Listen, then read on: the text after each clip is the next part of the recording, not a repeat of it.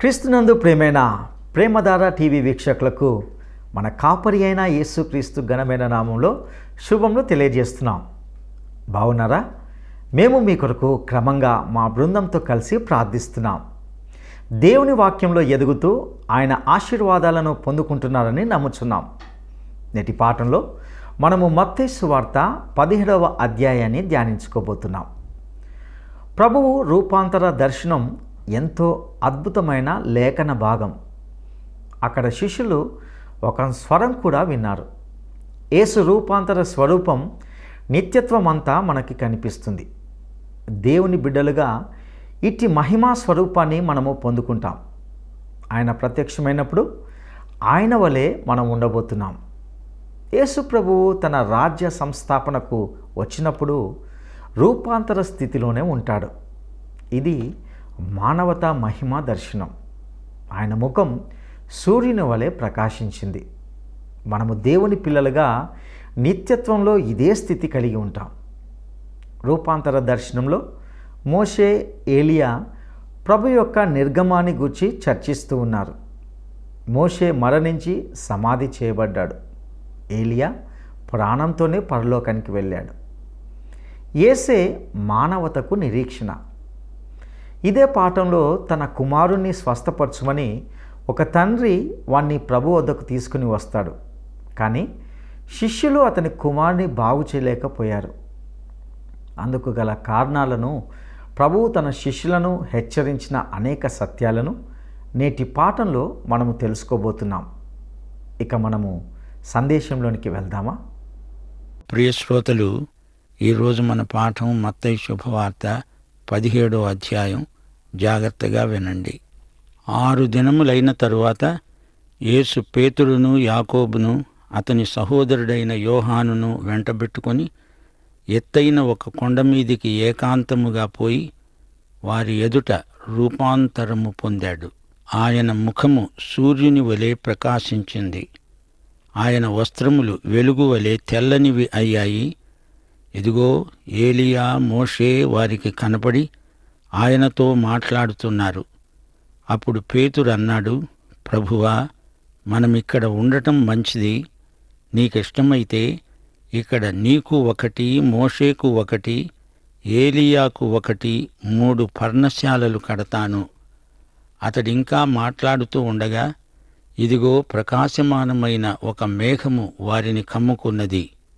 ఇదిగో, ఈయన నా ప్రియ కుమారుడు, ఈయన యందు నేను ఆనందిస్తున్నాను, ఈయన మాట వినండి అని ఒక శబ్దము ఆ మేఘములో నుండి పుట్టింది.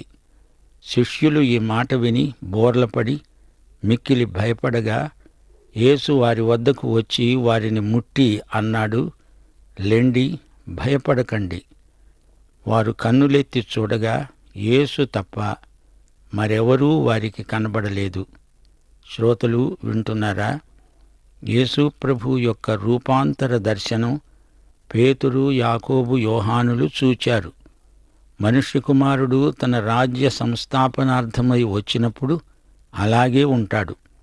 ఈ అనుభవాన్ని గురించే పేతురు తన 2వ పత్రికలో 1వ అధ్యాయం 16 నుండి 18వ వచనం వరకు అన్నాడు, చమత్కారముగా కల్పించిన కథలను అనుసరించి మన ప్రభు అయిన యేసుక్రీస్తు యొక్క శక్తిని, ఆయన రాకడను మేము మీకు తెలుపలేదు, కాని ఆయన మాహాత్మ్యమును మేము కన్నులార చూచిన వారమై తెలిపాము.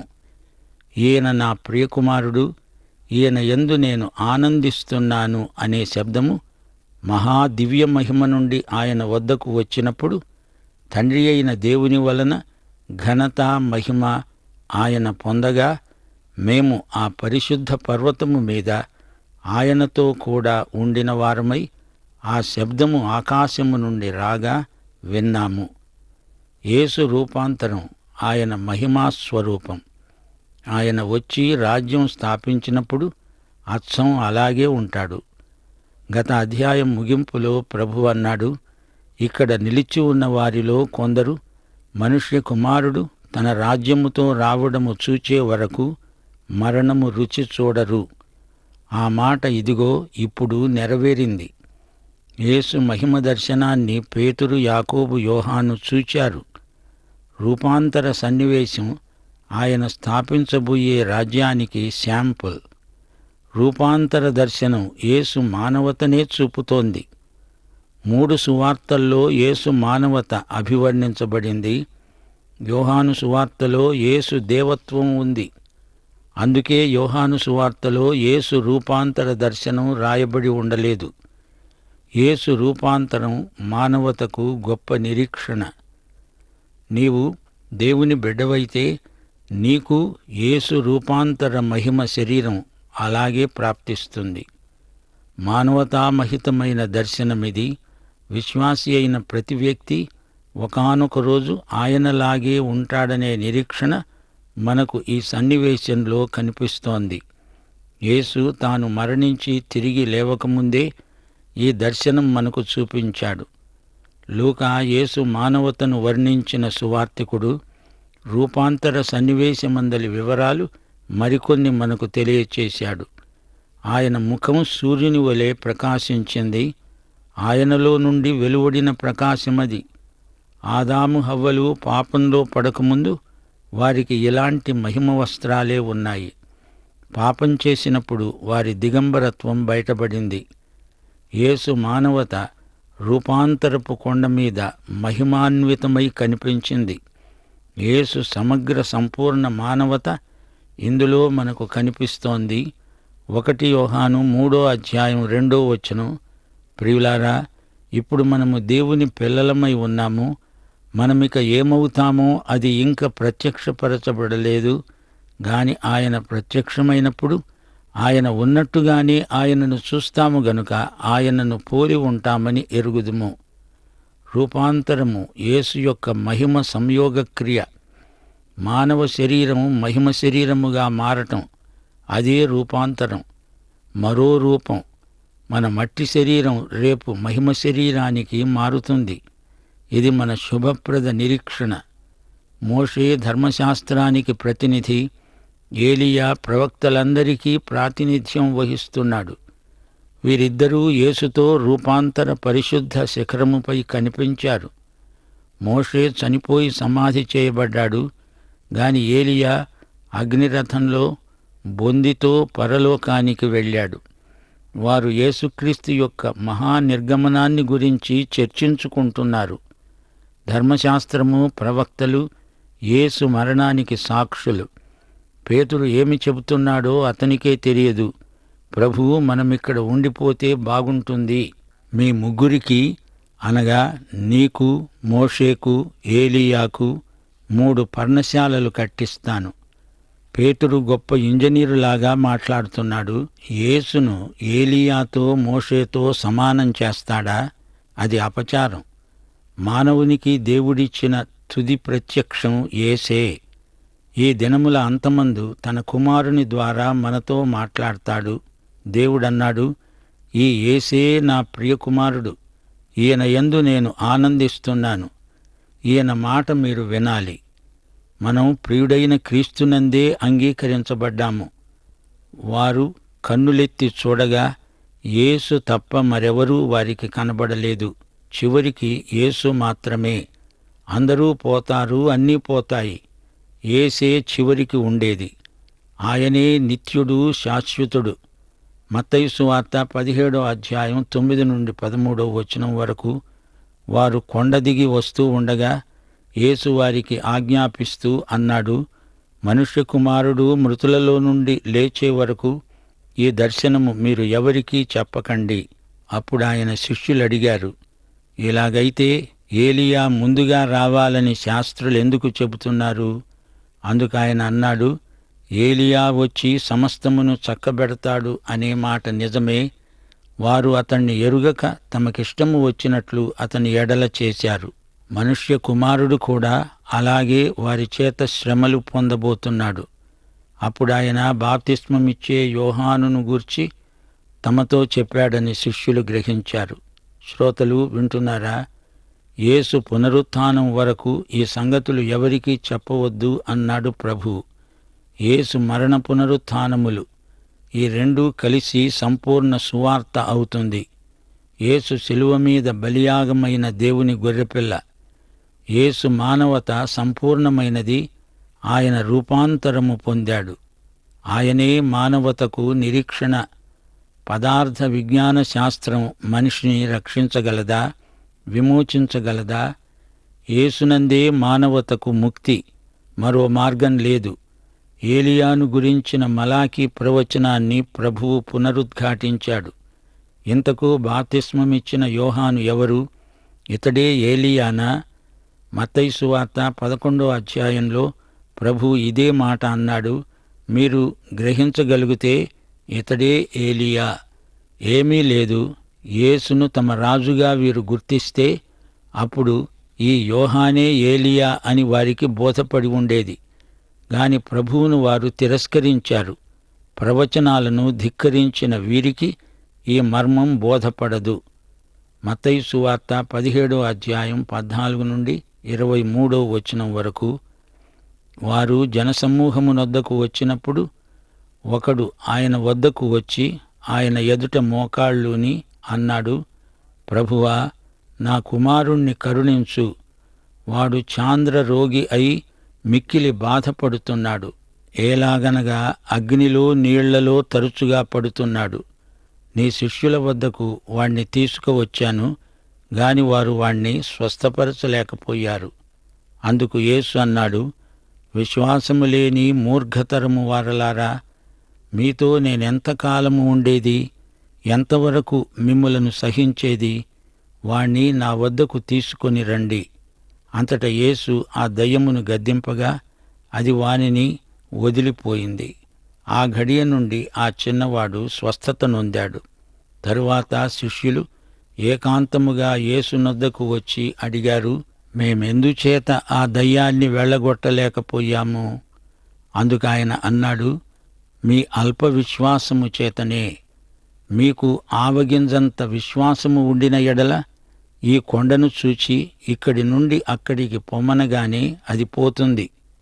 మీకు అసాధ్యమైనది ఏదీ ఉండదని నిశ్చయముగా మీతో చెబుతున్నాను.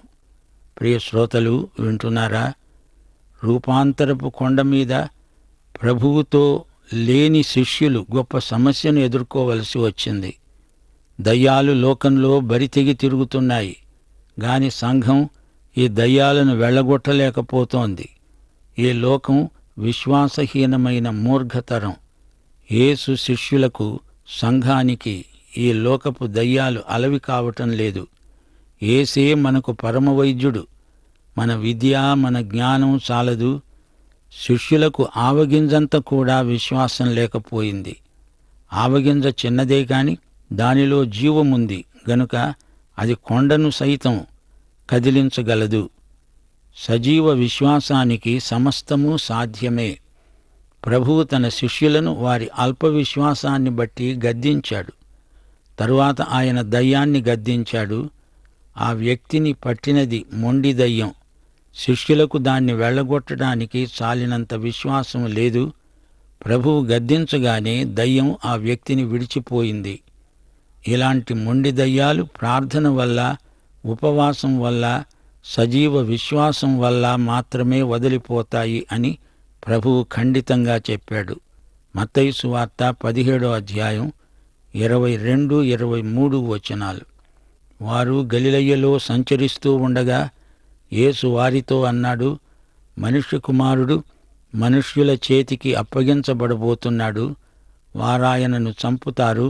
3వ దినమున ఆయన లేస్తాడు. ఇది విని వారు బహుగా దుఃఖపడ్డారు. 3వసారి యేసు ప్రభువు తన మరణ పునరుత్థానాలను గురించి ప్రకటించాడు. మొదటిసారి కైసరయ్య ఫిలిప్పిలో, ఇప్పుడిది 3వసారి. యేసు మరణ పునరుత్థానాలు లేనిదే సువార్తే లేదు. శిష్యులకు ఈ వార్త దుఃఖం కలిగించింది. మత్తయి సువార్త 17వ అధ్యాయం 24 నుండి 27 వరకు. వారు కపెర్నహూముకు వచ్చినప్పుడు అరషెకెలు అనే పన్ను వసూలు చేసేవారు పేతురు నొద్దకు వచ్చి, మీ బోధకుడు ఈ అరషెకెలు చెల్లించడా అని అడుగగా, చెల్లిస్తాడు అన్నాడు. అతడు ఇంటిలోకి వచ్చి మాట్లాడక మునిపే యేసు ఆ సంగతి ఎత్తి అన్నాడు, సీమోనా, నీకేమి తోస్తున్నది? భూరాజులు సుంకమును పన్నును ఎవరి వద్ద వసూలు చేస్తారు? కుమారుల వద్దనా అన్యుల వద్దనా? అతడన్నాడు, అన్యుల వద్దనే. యేసు అన్నాడు, అలాగైతే కుమారులు స్వతంత్రులే. అయినా మనము వారికి అభ్యంతరము కలుగజేయకుండునట్లు నీవు సముద్రమునకు పోయి గాలము వేసి మొదట పైకి వచ్చే చేపను పట్టుకొని దాని నోరు తెరచిన ఎడల 1 షెకెలు దొరుకుతుంది. దానిని తీసుకొని నా కొరకు నీ కొరకు వారికి ఇవ్వు. శ్రోతలు వింటున్నారా? 1/2 షెకెలు అనేది దేవాలయపు పన్ను. ఈ పన్ను ద్వారా సేకరించిన డబ్బును దేవాలయం మరమ్మతు ఖర్చుల కోసం వినియోగిస్తారు. యేసు ప్రభువు దేవుని కుమారుడు గదా. రాజగృహమునకు చెందిన రాకుమారుడు పన్ను చెల్లించనక్కర్లేదు. దేవాలయమా? మరి ఈయన ఆ దేవుని కుమారుడు. ఈయన పన్ను కట్టాల్సిన అవసరమే లేదు. ఆదాము కోల్పోయిందంతా యేసు తిరిగి సంపాదించాడు. ఈయన కడపటి ఆదాము. సమస్త ప్రాణులు యేసుకు లోబడతాయి. చేపను ఆజ్ఞాపించాడు. ఆ చేప నోట్లో డబ్బుంది, తీసుకొని పన్ను చెల్లించు అన్నాడు ప్రభువు. మొదటి ఆదాముకు కూడా ఇట్టి అధికారమే ఉంది గాని ఆదాము పాపము చేసి తన అధికారాన్ని కాస్త పోగొట్టుకున్నాడు. ఆదికాండం 1వ అధ్యాయం 26వ వచనం ఏమంటోంది? దేవుడన్నాడు, మన స్వరూపమందు మన పోలిక చొప్పున నరులను చేతాము. వారు సముద్రపు చేపలను, ఆకాశ పక్షులను, పశువులను, సమస్త భూమిని, భూమి మీద ప్రాకే ప్రతి జంతువును ఏలుదురుగాక. ప్రియ శ్రోతలు వింటున్నారా? రూపాంతరమందు మానవుడు తాను కోల్పోయిన స్థితిని క్రీస్తునందు ఎలా తిరిగి పొందాడో తేటగా కనపడుతోంది. 1/2 షెకెలు పన్ను సంఘటనలో మానవుడు తిరిగి సృష్టిపై అధికారాన్ని క్రీస్తునందు పొందుతాడని మనకు చూపబడింది. ప్రియ శ్రోతలు, మత్తయి సువార్త 17వ అధ్యాయంలోని ఈ సంఘటనలన్నిటిలో సువార్త పరిమాణం అంతర్లీనమై ఉంది. యేసు రాజు, ఆయనే ప్రభువు, ఆయన మాట మీరు వినాలి అని తండ్రి ఖండితంగా పరలోకము నుండి ప్రకటన చేశాడు. రాబోయే రాజ్యాన్ని గురించిన ప్రకటన ఇది. మనుష్య కుమారుడు తన తండ్రి మహిమగలవాడై తిరిగి రాబోతున్నాడు. మనుష్య కుమారుడు వస్తాడు. ఆ సన్నివేశాన్ని దేవుడు యేసు రూపాంతరంలో మనకు ముందుగా చూపించాడు. యేసుక్రీస్తు సజీవ దేవుని కుమారుడు. మోషే ప్రవక్తలు దీనికి సాక్షులు. ఏలియా ప్రవక్తలకు ప్రతినిధి. దేవుని వాక్యము ఎన్నటికీ మారదు అని పేతురు సాక్ష్యం. 2 పేతురు 1వ అధ్యాయం 21వ వచనం, ప్రవచనము ఎల్లప్పుడూ మనుష్యుని ఇచ్ఛను బట్టి కలగదు గాని మనుష్యులు పరిశుద్ధాత్మ వలన ప్రేరేపించబడిన వారై దేవుని మూలముగా పలికారు. ధర్మశాస్త్రము అనగా మోషే, ప్రవక్తలు అనగా ఏలియా, వీరిద్దరూ క్రీస్తు వైపునకే చూపారు. దర్శనాలు ఎన్ని చూచినా అవి కాలదోషం పట్టవచ్చు గాని వాక్య దర్శనం ఎన్నటికీ చెక్కు చెదరదు. ఈయనే, ఈ యేసే దేవుని ప్రియకుమారుడు. ఈయన మాటే మనమంతా వినాలి. ఈయననే నమ్ముకోవాలి. మత్తయి సువార్త 17వ అధ్యాయం 19-20 వచనాలు. యేసు తన శిష్యులకు దయ్యాలను వెళ్ళగొట్టడానికి అధికారమిచ్చాడు. అయితే వారి అల్పవిశ్వాసం వలన అది చెయ్యలేకపోయారు. అల్పవిశ్వాసం వారి అధికారాన్ని, సామర్థ్యాన్ని హరించివేసింది. కొండ శిఖరం మీద మహిమానుభూతి ఉంది గాని అక్కడనే ఉండిపోము గదా. లోయలోకి దిగి సేవ చెయ్యాలి. అధిక విశ్వాసం కావాలి. మత్తయి సువార్త 17వ అధ్యాయం 27వ వచనం, రాజుకు విధేయులు కండి, నా కోసం నీ కోసం పన్ను చెల్లించు అని ప్రభువు పేతురుకు చెప్పాడు కదా. నిర్గమకాండం 30వ అధ్యాయం 11-16వ వచనం వరకు అరతులము అనగా 1/2 షెకెలు యెహోవాకు ప్రతిష్ఠార్పణ. 20 సంవత్సరాలు అంతకు పైబడిన వయస్సు గల పురుషులందరూ ఇది చెల్లించాలి. ధనవంతుడు అరతులము కంటే ఎక్కువ ఇయ్యకూడదు, బీదవాడు తక్కువ ఇవ్వకూడదు. ప్రత్యక్ష గుడారము సేవ నిమిత్తము దానిని వాడాలి. ఇది దేవాలయపు పన్ను విధానం. యేసే రాజు. ఆయన చేపను శాసించాడు, చేప నోటిలో నాణెమును శాసించాడు. ఆర్థిక రంగమంతా రాజు చేతిలో ఉంటుంది. సమస్తమునకు ఆయన ఏలిక. అయితే ఆయన సేవకుడై పన్ను చెల్లించాడు. నీతి యావత్తు ఆయన నెరవేర్చాడు. మనము పౌర విధులకు అభ్యంతరము కలుగచేయకూడదు అన్నాడు ప్రభువు. కైసరుది కైసరుకు, దేవునిది దేవునికి. పరలోకమందున్న తండ్రి నాటని ప్రతి మొక్క పెళ్లగించబడుతుంది. మన హక్కులను మనం వదులుకుంటే దేవుని సత్యానికి అభ్యంతరం కలగకుండా ఆ పని చెయ్యాలి. యేసు రాజు మాట వినాలి, యేసును నమ్ముకోవాలి, యేసుకు విధేయత చూపాలి అనే ఈ 3 ఆజ్ఞలు మత్తయి సువార్త 17వ అధ్యాయంలో వినిపిస్తున్నాయి. దేవునికి స్తోత్రం. యేసు దేవుడై ప్రభువై ఉండి పన్ను చెల్లించాడు. యేసు ఆయన శిష్యులు పన్ను కట్టనక్కర్లేదు. రాజు రాజకుటుంబీకులు పన్ను చెల్లించరు. గాని ప్రభువు పేతురుతో అన్నాడు, నీకు నాకు పన్ను చెల్లించు. దేవుని బిడ్డలు పరలోక పౌరులే కాదు, వీరు రాజులు. అయినా ఈ లోకములో ఉన్నప్పుడు రాజశాసనాలను మన్నించాలి, తిరుగుబాటు చేయకూడదు. యేసు మరణము, పునరుత్థానము ప్రవచనములన్నిటి నెరవేర్పు.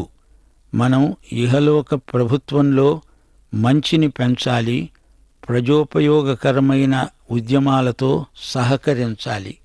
ఈ అధ్యాయంలో ప్రభు విశ్వాసాన్ని గురించి గొప్ప హితోపదేశం చేశాడు. ప్రజలలో విశ్వాసం లేదు. తన శిష్యులది అల్ప విశ్వాసం. దయ్యం పట్టిన పిల్లవాణ్ణి తన శిష్యులు కూడా బాగు చేయలేకపోయారు. వారి అల్ప విశ్వాసానికి ప్రభువు ఎంతో ఆశాభంగం చెందాడు. యేసు ఒక్క మాటతో ఆ పిల్లవానిలోని దయ్యాన్ని వెళ్ళగొట్టాడు. తన శిష్యులకు అల్ప విశ్వాసం ఉంటే రోమా శతాధిపతికి అధిక విశ్వాసం ఉంది. సురోఫెనీకయ్య స్త్రీ అన్యురాలైనా ఆమెకు అధిక విశ్వాసముంది. ఆవగింజంత విశ్వాసమున్న కొండను కదిలించగలరు గాని కొండంత విశ్వాసమున్న ఆవగింజను కదిలించలేరు. ఎందుకనగా ఆవగింజలో జీవమున్నది, కాని కొండలో జీవం లేదు. యేసు శిష్యులు ఈ సంఘటనలో గొప్ప పాఠం నేర్చుకున్నారు. అల్ప విశ్వాసమంటే ప్రభువును కాదని తమకు తామే ఏదో చెయ్యాలి అనే అహంకారం. ప్రభువును సంప్రదించనిదే శిష్యులు ఏమీ చెయ్యలేరు, నాకు వేరై ఉండి మీరేమీ చెయ్యలేరు అని ప్రభువు చెప్పాడు. అధిక విశ్వాసమంటే ప్రభువుపై అధికంగా ఆధారపడటమని అర్థం. దేవుని చిత్తము నెరవేర్చడమే మన విజయం.